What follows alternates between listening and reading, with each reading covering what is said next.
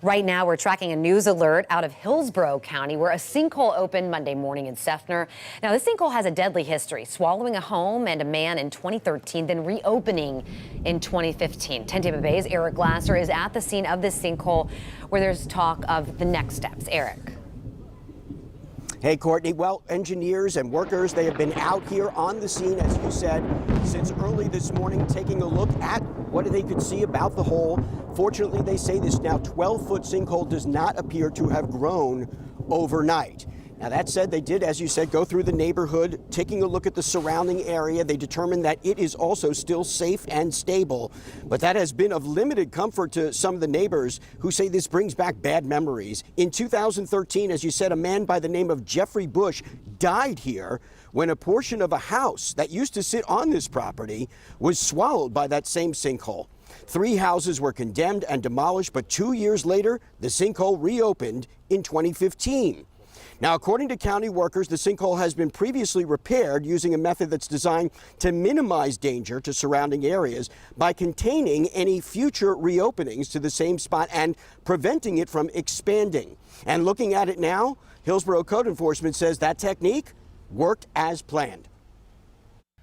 In speaking with the engineers, this is actually not too uncommon. When sinkholes are filled up, sometimes there'll be a reoccurrence in the same general area. So this area has been now closed off to the public with 2 sets of fences, one around the area of the sinkhole itself and then another set of fences. And so people have not been able to access this area. It's likely engineers again will reassess this later and possibly bring in what's necessary to try to fill the hole again. These do pop up occasionally, very rarely underneath a home, certainly not killing people. My colleague, Chief Meteorologist Bobby Deskins, is here now to explain how it is that these sinkholes can form and how weather can play a part in that. Bobby? Thank you very much, Eric. Yeah, great description of what it looks like out there now. Basically, sinkholes are basically formed because underneath the ground, we have what's called limestone.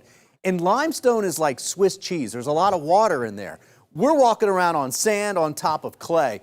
And these sinkholes form from different ways. You can get where water actually comes down through, it sinks through. The CO2 actually causes a reaction and it makes it acidic so that by the time it gets down through the clay into the limestone, it eats away. It puts more holes in the limestone. That's a gap, and there's weight on top of that. And what happens over time, that gap will get larger, and then eventually it'll fall through. Now, that can happen just from weight. It can happen from water coming through. And it looks like in this case, what they filled it with, some water went down in and it's probably filtered it out and kind of pushed it further back down in and caused the hole to open once again.